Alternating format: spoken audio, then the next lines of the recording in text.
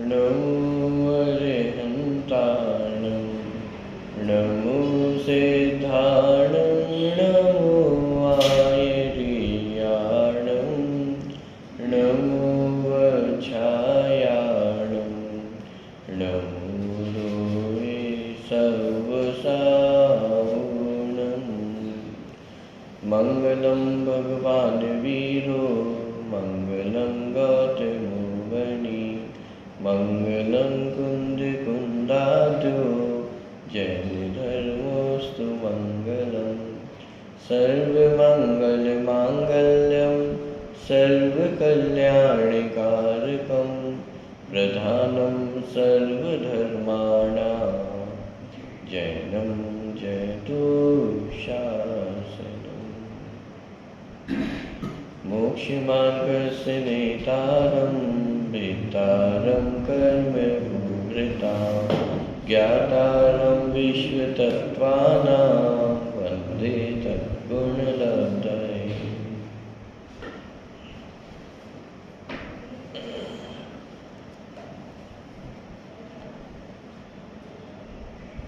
तत्त्वार्थ सूत्र ग्रंथ के 5वें अध्याय की चर्चा अपनी चल रही थी।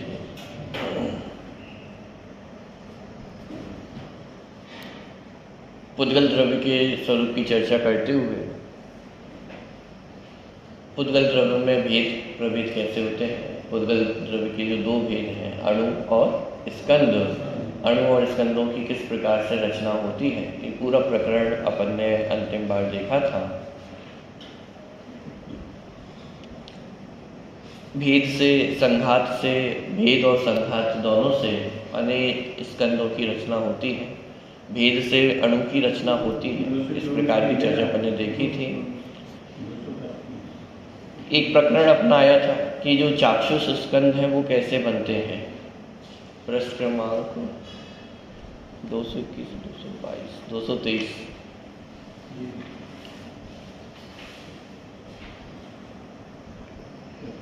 चाक्षुष स्कंद कैसे बनते हैं। चाक्षुष स्कंद माने जो चक्षु इंद्रिय से देखने में आ सके, ऐसे स्कंद। मतलब जो अणु है वह तो आंखों से देखने में आते ही नहीं है, लेकिन स्कंद भी सभी आंखों से देखने में आते हो ऐसा नहीं है।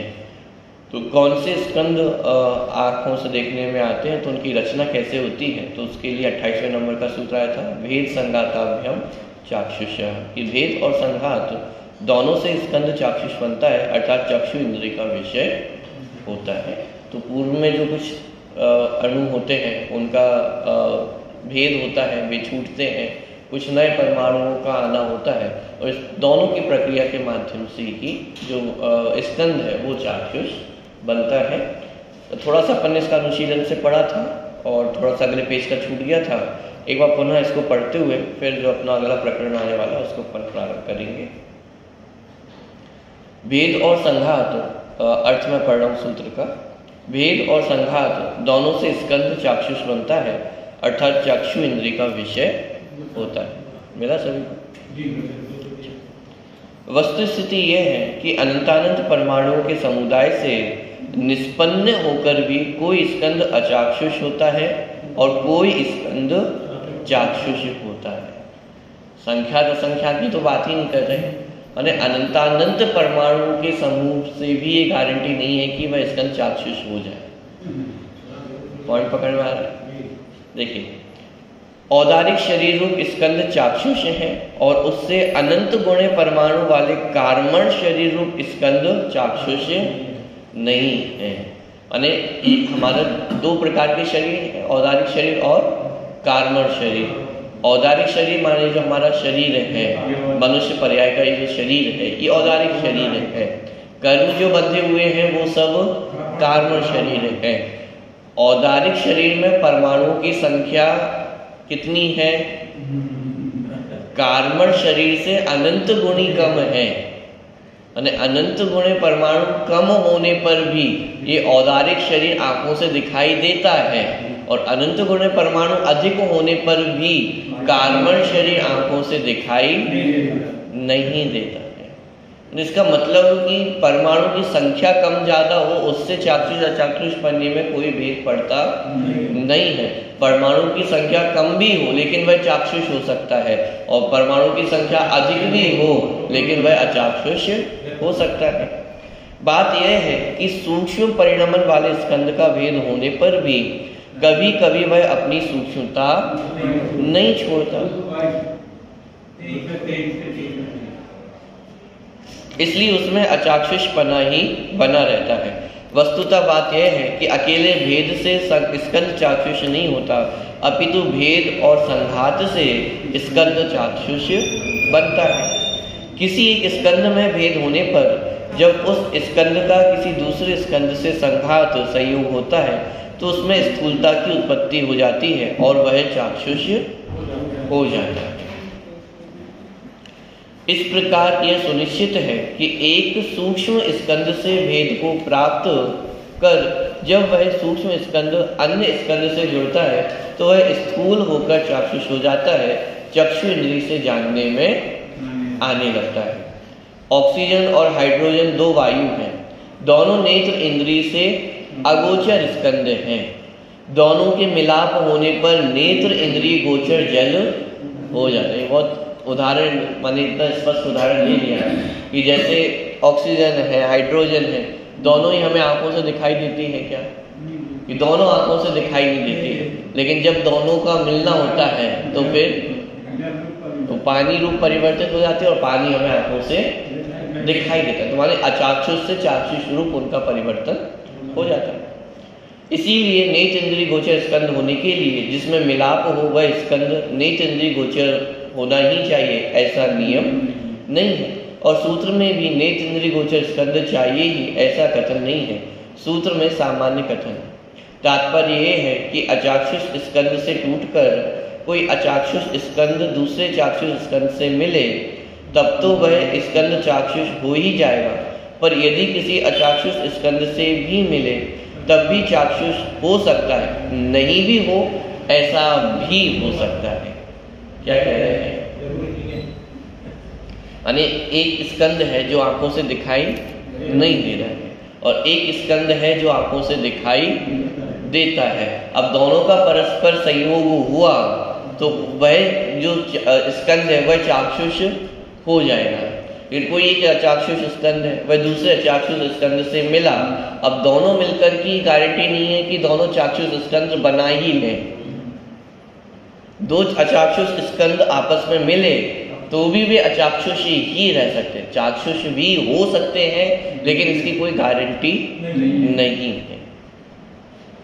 यह वस्तु से जानने योग्य है। जानने में आ जावे तब तो बहुत बढ़िया ही है, नहीं भी आवे तो अधिक विकल्प करने की आवश्यकता नहीं है, क्योंकि इसके नहीं जानने पाने से आपका मुक्ति मार्ग अवरुद्ध होने वाला नहीं है। कि विषय ऐसे है कि यदि हमें समझ में आ जाए तो अच्छा है, और नहीं भी आ गए तो बहुत ज्यादा विकल्प करने की आवश्यकता नहीं है। चलिए फुटनोट और पढ़ लेते हैं अपन, फिर नया प्रकरण थोड़ा सा प्रारंभ होने वाला है। प्रत्येक द्रव्य अपनी पर्याय का कर्ता स्वयं है, परिणमन उसका धर्म है। ये कौन सा धर्म है? ये प्रत्येक द्रव्य का अपना धर्म है, यही धर्म है वास्तव में। तो द्रव्य गुण पर्याय अनंत गुण ये सब वस्तु के धर्म है। तो प्रत्येक द्रव्य अपनी पर्याय का कर्ता स्वयं है, परिणमन उसका धर्म है। अपने परिणमन में उसे पर द्रव्य की रंच मात्र भी अपेक्षा नहीं है। नित्यता की भांति परिणमन भी उसका सहज स्वभाव है, अथवा पर्याय की कर्ता स्वयं पर्याय है। उसमें तुझे कुछ भी नहीं करना है, अर्थात कुछ भी करने की चिंता नहीं करना है। अजीब द्रव्य पर में तो कुछ करते ही नहीं, अपनी पर्याय को करने की भी चिंता नहीं करते, तो क्या उनका परिणमन अवरुद्ध हो जाता है? हमें लगता है ना हमारे विकल्प करने से कुछ होता है, चिंता करने से कुछ होता है। तो पुद्गल द्रव्य कितने विकल्प करता होगा, कितनी चिंता करता होगा। तो जब उसके बिना चिंता के बिना विकल्प के उसमें परिणमन हो सकता है और हो ही रहा है अनादि काल से, अनंत काल तक होता रहेगा।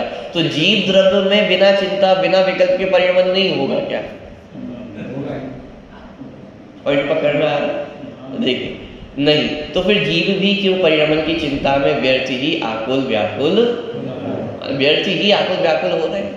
बाकी तो चिंता करे नहीं करे परिणमन तो हो ही रहा है, और जैसा होना है वैसा ही होगा। चिंता विकल्प करने पर भी परिणमन तो जैसा होना है वैसा ही होता है। हमारे विकल्प करने से परिवर्तन बदल जाता हो ऐसा भी नहीं। इसलिए यहाँ पे कहा कि व्यर्थ ही आकुल व्याकुल होते हैं। चलिए अगले प्रश्न पे आते हैं, 225 नंबर का प्रश्न। पिछले अभी तक जितना अपन ने विषय पढ़ा है उस सब में अपन तत्वों की चर्चा कर रहे हैं। तत्व के अंतर्गत अपन ने अलग अलग द्रव्यों को देखा है, जीव, पुद्गल, धर्म, अधर्म, आकाश, काल। प्रश्न ये खड़ा होता है कि सबसे पहले तो द्रव्य किसे कहते हैं, क्या है द्रव्य और कैसे है ये द्रव्य, मानी पूरा प्रकरण उस बात को लेकर के उठा हुआ है। देखिए थोड़ा सा इसको थानिका पढ़ते हैं। पहले धर्मादिक द्रव्यों की चर्चा हुई है, अतः यह प्रश्न सहज ही उपस्थित होता है कि आखिर द्रव्य है क्या, द्रव्य का लक्षण क्या है, द्रव्य किसे कहते हैं।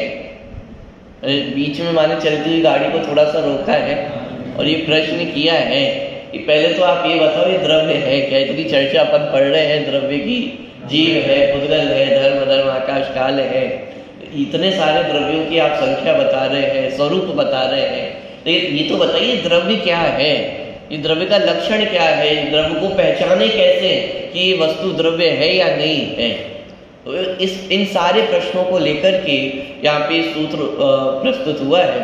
उस उक्त प्रश्न का उत्तर आगामी सूत्रों में दिया जा रहा है।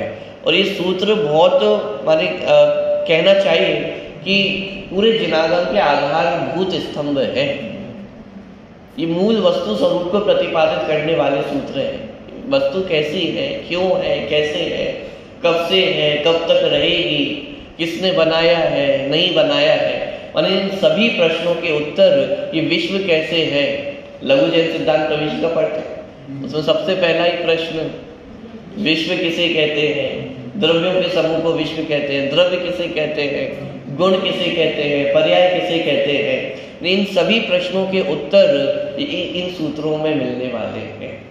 चलिए उक्त प्रश्न का उत्तर आगामी सूत्र में दिया जा रहा है। तो यहाँ पे सबसे पहले 29वें नंबर के सूत्र में द्रव्य का क्या लक्षण है इस बात को प्रस्तुत किया जा रहा है। सूत्र पढ़ते हैं। सद्द्रव्य लक्षणम, सद्द्रव्य लक्षणम।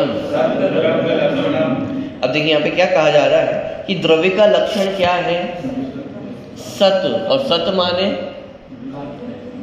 अस्तित्व, अस्तित्व माने होना, हयाती, इसका नाम अस्तित्व है, मैं हूं, इसका नाम अस्तित्व है। तो यहाँ पे क्या कह रहे हैं, द्रव्य का लक्षण क्या है, ऐसा होता है, वैसा होता है, कैसा होता है कि जो है वो सब द्रव्य है।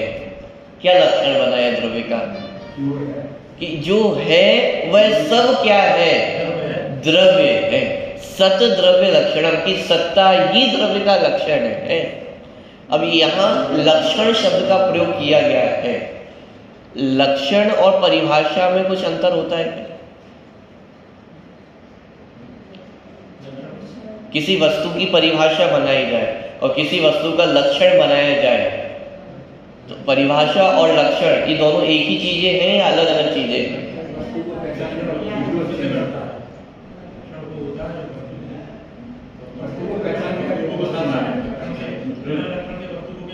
और परिभाषा क्या होती है?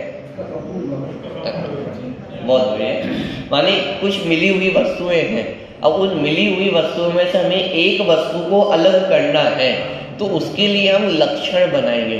वो ऐसा लक्षण होना चाहिए कि जितनी चीजें मिली हुई हैं उसमें से वो एक वस्तु अलग हो जाए और बाकी सारी वस्तुएं वहीं की वहीं रह जाए।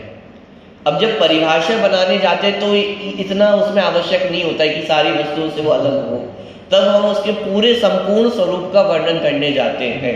लेकिन जब लक्षण बनाते हैं तो एक लक्षण काफी होता है कि कोई एक ऐसा लक्षण हो कि जो बाकी सबसे उसको अलग कर दे। पॉइंट पकड़ में आ रहा है? हाँ, परिभाषा जैसे मनुष्य की परिभाषा बनाने जाए तो परिभाषा में तो बहुत लंबा चौड़ा पूरा निबंध भी आप लिख सकते हैं कि मनुष्य कैसा होता है, लेकिन बहुत सारे मनुष्य खड़े हुए हैं, उसमें से एक मनुष्य को हमें अलग करना है तो हम लक्षण क्या बनाएंगे? टोपी वाले अलग हो जाए, चश्मे वाले अलग हो जाए, लाल शर्ट वाला अलग हो जाए। अब वहां पे हम ये नहीं कहेंगे कि 2 आंख 2 कान जिसके वो अलग हो जाए, ये तो सभी मनुष्यों के होते हैं, लेकिन लक्षण कुछ ऐसा बनाया जाएगा कि वो सारी वस्तुओं से अलग कर दे। यहाँ पे जो द्रव्य की स्वरूप बताया गया है ये वास्तव में द्रव्य का लक्षण बताया गया है। द्रव्य के स्वरूप को जब हम पढ़ते हैं तब तो वहां पर आप गुणों के समूह को द्रव्य कहते हैं, गुण और पर्यायों के समूह को द्रव्य कहते हैं, परिभाषा अपन पढ़ते हैं। लेकिन यहाँ पे द्रव्य का लक्षण बताया जा रहा है कि द्रव्य को पहचाने कैसे कि ये द्रव्य है या नहीं है। तो उसका समाधान यहाँ पे आचार्य ने दिया कि यदि आपको द्रव्य को पहचानना है ना तो सीधा सा प्रश्न है, ये वस्तु है या नहीं है? यदि नहीं है तो द्रव्य भी नहीं है, और यदि वस्तु है तो इसका मतलब वो द्रव्य है। जो कुछ भी इस दुनिया में है वो सब क्या है? द्रव्य है। और यदि वह नहीं है इसका मतलब द्रव्य भी नहीं है। जो कुछ है वह सब क्या है? द्रव्य है। तो ये पुद्गल तो द्रव्य है, जीव द्रव्य है या नहीं है? कैसे पहचाने? पहचानो मैं हूं या नहीं हूं।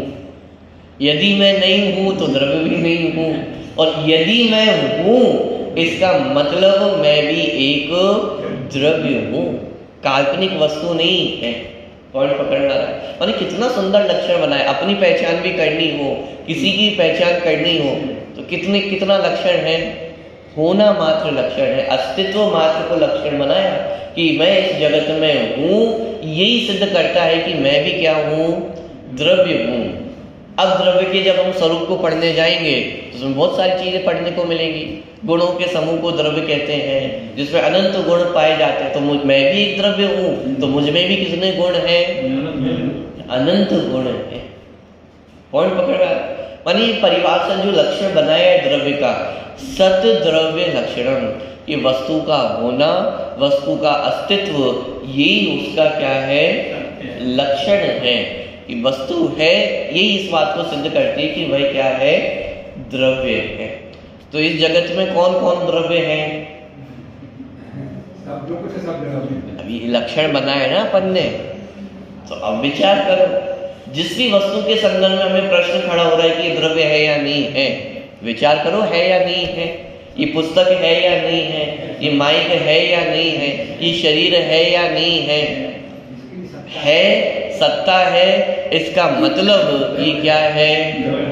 द्रव्य है। पॉइंट पकड़ में आ गया? सीधा सीधा था। मैंने कोई बहुत लंबा चौड़ा लक्षण नहीं बनाया, कोई ऐसा लक्षण नहीं बनाया जो समझ में नहीं आ सके। कितना सीधा सरल लक्षण बनाया है। अपने आप को भी पहचानना है तो अपने अस्तित्व से ही तो पहचानते हैं।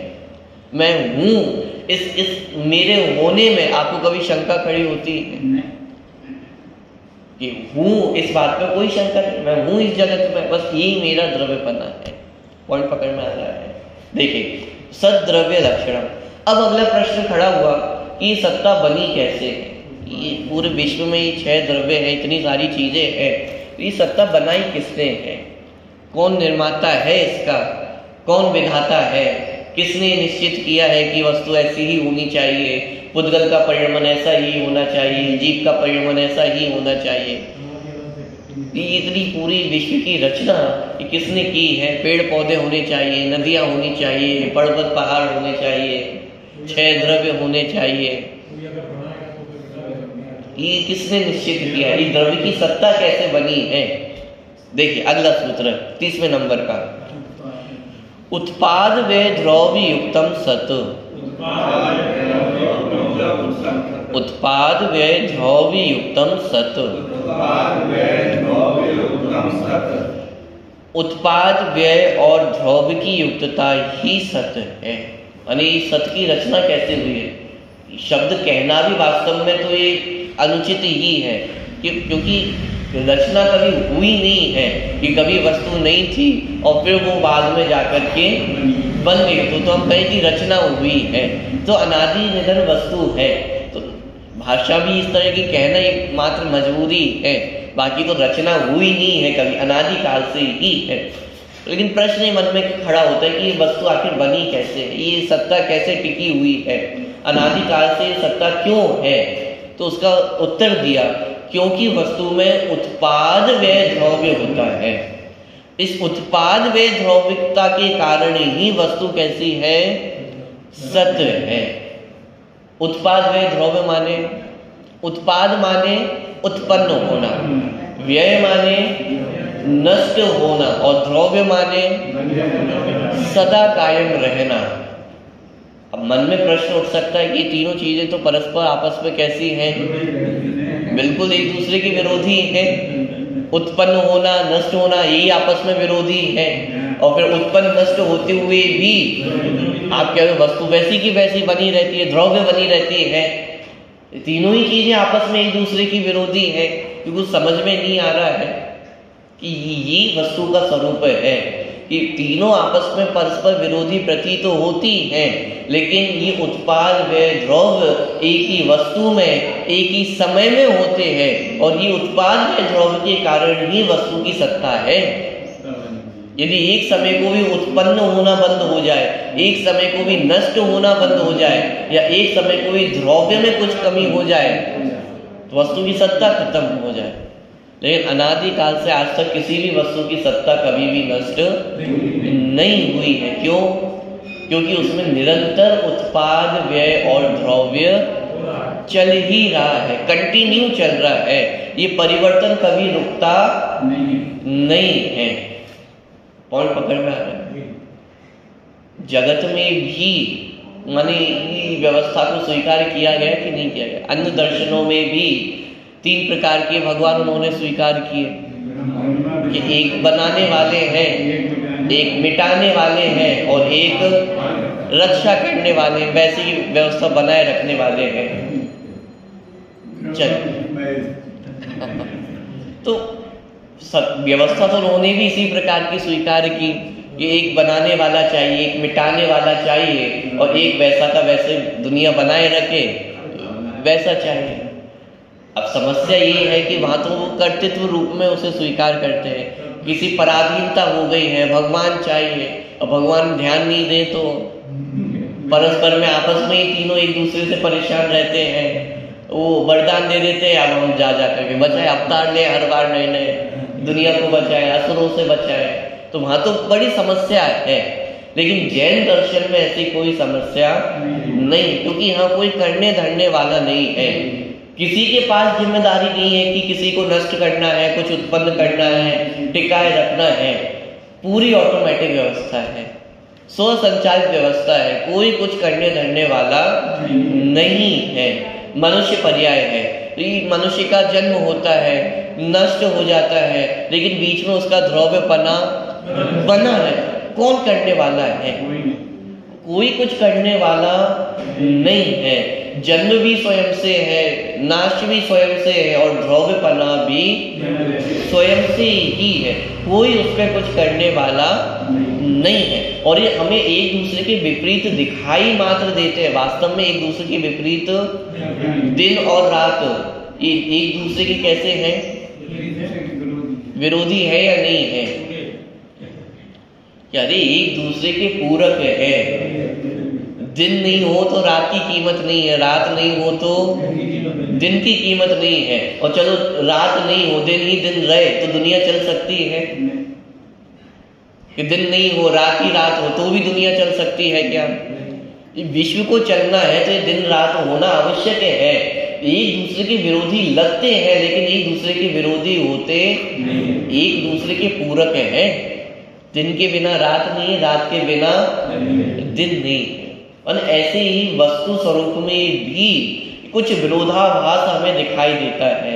उत्पाद व्यय द्रव्य ये तीनों में विरोधाभास दिखाई देता है, लेकिन वास्तव में एक दूसरे के विरोधी ये तीनों ही आप एक दूसरे के कैसे हैं? पूरक है। तो एक ही वस्तु वह उत्पन्न भी होती है, नष्ट भी होती है, और उत्पन्न नष्ट होते हुए भी वह वैसी की वैसी ही बनी रहती है। और इस कारण ही वस्तु की सत्ता है, माने ये सत्ता का आधार है। हमारा जो अस्तित्व है, मैं हूं, क्यों हूं? क्योंकि उत्पाद व ध्रुवपना निरंतर चल रहा है, अनादि काल से है और अनंत काल तक चलता रहेगा, इसलिए वस्तु की सत्ता है, हयाती है। और यदि उत्पाद व ध्रुव में से एक भी वस्तु का यदि अभाव हो गया तो क्या होगा? पूरा द्रव्य ही नष्ट हो जाएगा, सत्ता पे ही प्रश्न चिन्ह खड़ा हो जाएगा। तो प्रश्न खड़ा होता है, उत्पाद व ध्रुव है क्या? उत्पाद माने उत्पन्न होना, व्यय माने नष्ट होना, और ध्रुव माने वस्तु का वैसा ही बना है। द्रव्य गुण पर्यायपनी 3 शब्द पढ़ते। तो उत्पन्न और नष्ट होना ये पर्याय में होने वाली प्रक्रिया है। पर्याय उत्पन्न होती है, नष्ट होती है, उत्पन्न होती है, नष्ट होती है। माने जो परिवर्तन है, एक समय का परिवर्तन है, हर समय परिवर्तन चल रहा है। नया परिवर्तन उत्पन्न होता है, पूर्व का परिवर्तन व्यय को प्राप्त हो जाता है। तो ये जो परिवर्तन की प्रक्रिया है वो निरंतर चलती रहती है, उत्पाद व्यय, उत्पाद व्यय, उत्पाद व्यय। लेकिन इस उत्पाद व्यय के बीच में कोई एक ऐसी वस्तु होती है जो कभी भी बदलती नहीं। उत्पाद व्यय भी चल रहा है, परिवर्तन निरंतर चल रहा है, लेकिन परिवर्तन होते हुए भी वस्तु कैसी रहती है? जैसे थोड़ा शीतल जल था, नॉर्मल जल था, अब उसको हमने गैस पे रख दिया तो क्या होगा? शीतल रूप पर्याय का व्यय हुआ, उष्ण रूप पर्याय का उत्पाद हुआ। लेकिन ये उत्पाद व्यय हुआ किसका है? शीतल क्या था? जल था। उष्ण क्या हुआ? ये जो क्या का हमें उत्तर मिल रहा है कि पहले भी कौन था, आगे भी कौन है, वो जल ही है। इसका मतलब वो जल में तो कुछ भी नहीं बदला। शीतल था तब भी जल था, उष्ण हो गया तब भी जल है, और उष्ण भी इतना हुआ कि एकदम खौलने लग गया है, उबलने लग गया है, और इतना उबल के अब थोड़ा सा पानी कम भी होने लग गया है। धीरे धीरे तवेली में पानी कम होता चला जा रहा है, तो क्या हुआ? पानी नष्ट हो गया। क्या हुआ है? भाप बन गया है। लेकिन भाप बनने पर भी वस्तु तो वही की वही है। पॉइंट पकड़ में आ रहा है? मानी उत्पाद व्यय निरंतर चल रहा है, परिवर्तन हर समय हो रहा है, लेकिन परिवर्तन होते हुए भी वस्तु कैसी है? वस्तु वैसी की वैसी है। अब भाप बन के ऊपर उड़ने लगा, अपन ने ऊपर से एक प्लेट ढक दी, क्या हुआ? अब वापस पानी बन गया। तो वो जो वस्तु है जो सदा कायम है, माने पूरी प्रक्रिया में जो अपन ने देखा कि पहले शीतल जल था, फिर उसको गैस पे रखा, उष्ण हो गया, इतना उष्ण हुआ, भाप बन गया, और फिर भाप को वापस हमने पानी में बदल लिया।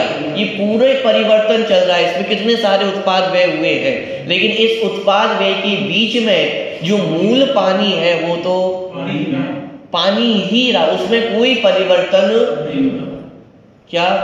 कोई परिवर्तन नहीं हुआ। उत्पाद व्यय होने पर भी, इतना परिवर्तन होने पर भी उस ध्रुव वस्तु में रंच मात्र भी परिवर्तन नहीं हुआ। यदि थोड़ा बहुत भी परिवर्तन हो जाता तो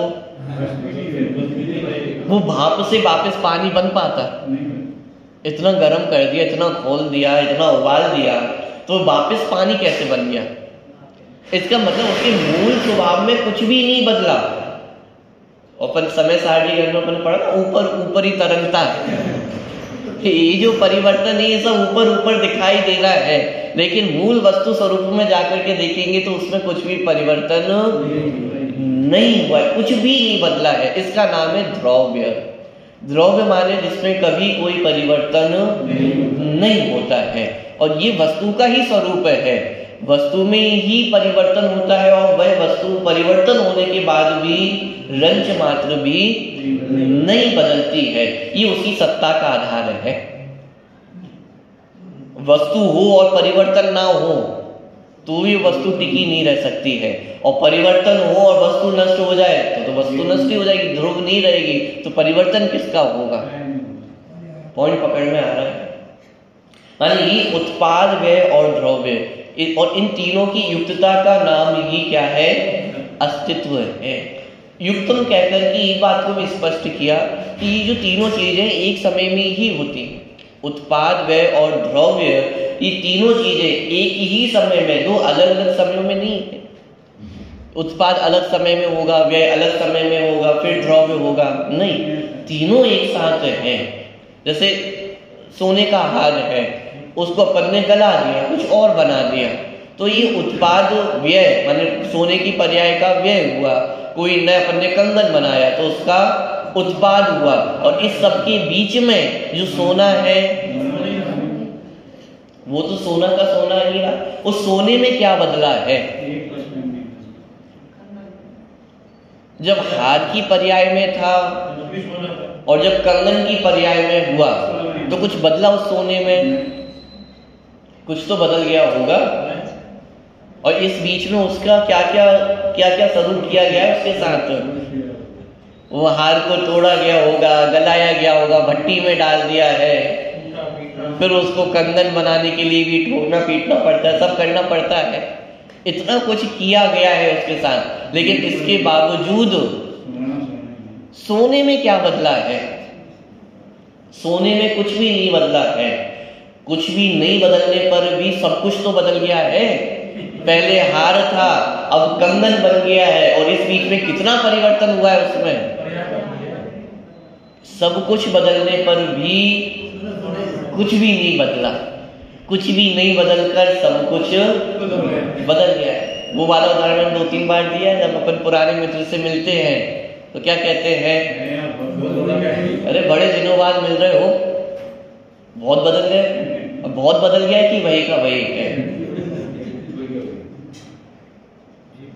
कि वही का वही होने पर भी बदल जाता है, और बदलने पर भी वही का वही है। तो वही ना, जिस मित्र के साथ हम बचपन में खेलते थे वही मित्र है, तो उस मित्र में कुछ बदला होगा, कुछ तो बदला होगा। क्या नहीं? कुछ नहीं, बहुत कुछ बदला है, लेकिन बहुत कुछ बदलने पर भी है तो वही का वही, उसमें कोई परिवर्तन नहीं हुआ है।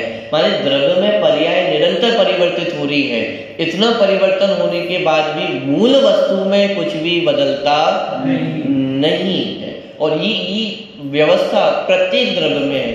जीव, पुद्गल, धर्म, अधर्म, आकाश, काल, प्रत्येक द्रव्य में परिवर्तन हो रहा है। आमूल चूल परिवर्तन भी हो जाए, लेकिन फिर भी उस द्रव्य में कुछ भी बदलता नहीं है। जितना परिवर्तन हमें दिखाई दे रहा है वो सब उत्पाद व्यय है, पर्याय बदल रही है। लेकिन पर्याय बदलने पर भी मैं सदा वैसा का वैसा ही रहता हूँ।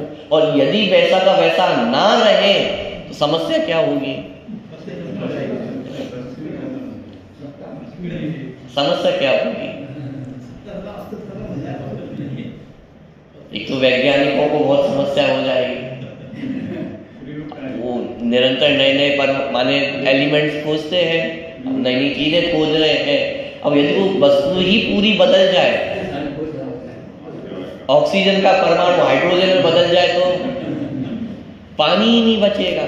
ऑक्सीजन ऑक्सीजन रहती है, हाइड्रोजन हाइड्रोजन रहते हैं। दो अलग अलग परमाणु अपने अस्तित्व को कभी भी नहीं छोड़ते हैं, तो वो पानी बना हुआ है।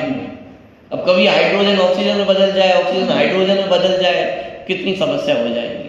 वैज्ञानिकों के जितने शोध है वो सब टिके ही नहीं रह पाए, सब बदलते बदलते रहे, माने वस्तु व्यवस्था ही नहीं बनेगी। पॉइंट पकड़ में आ रहा है। दूसरा, यदि मूल वस्तु में ही परिवर्तन हो जाए तो फिर जीव कभी मुक्ति ही नहीं हो पाएगा। मारीची की पर्याय कैसी पर्याय थी? माने उससे कोई बुरा व्यक्ति आपको अभी वर्तमान में दिखाई देता है क्या? कोई व्यक्ति भगवान की भी नहीं माने दुनिया में कोई किसी की ना माने, लेकिन भगवान की मानने वाले तो है ना।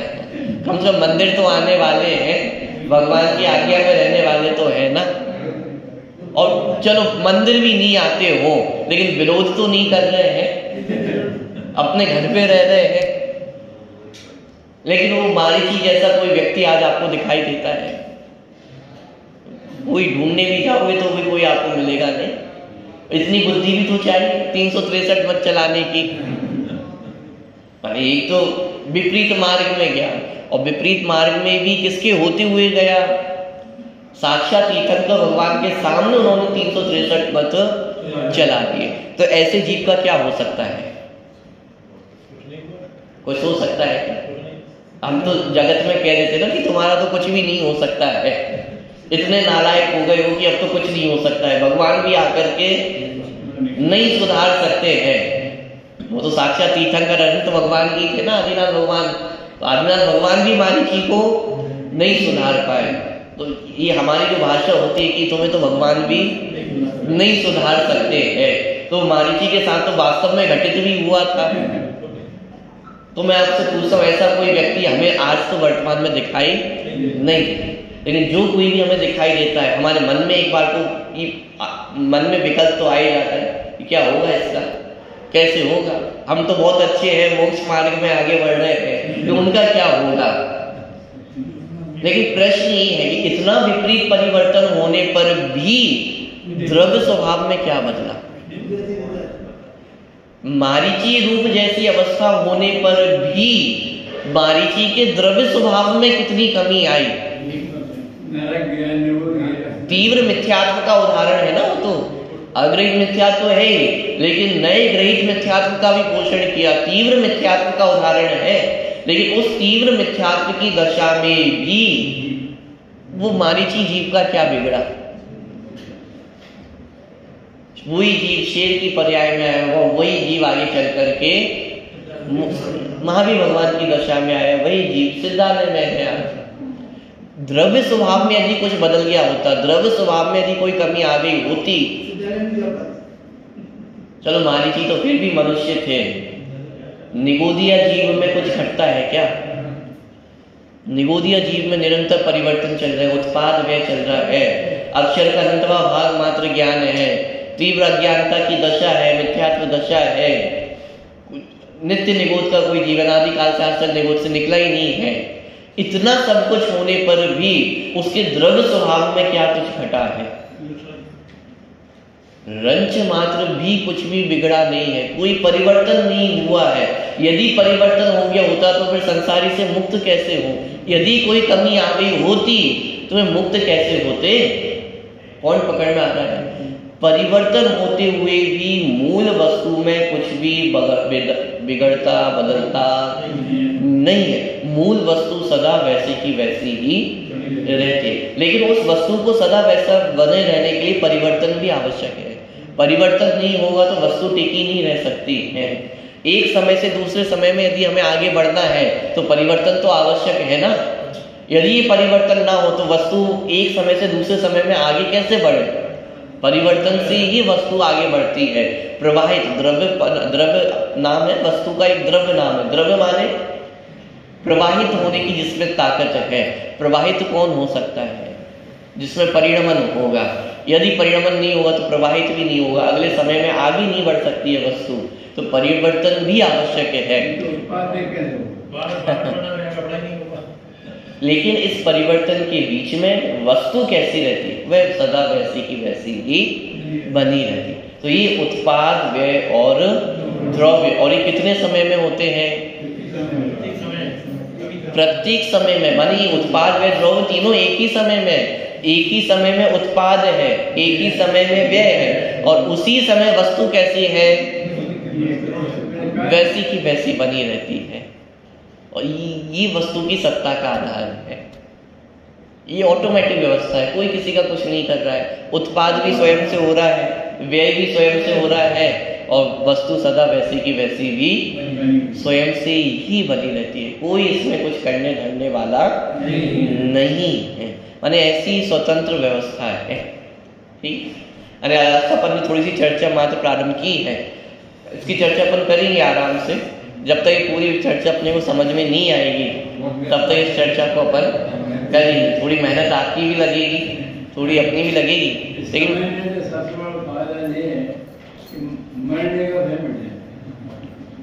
मूल वस्तु स्वरूप मूल धर्म यही है। यानी यदि ये समझ में नहीं आया तो जैन धर्म जैन दर्शन क्या है वो भी हमें समझ में नहीं आएगा। चर्चा अपन करें।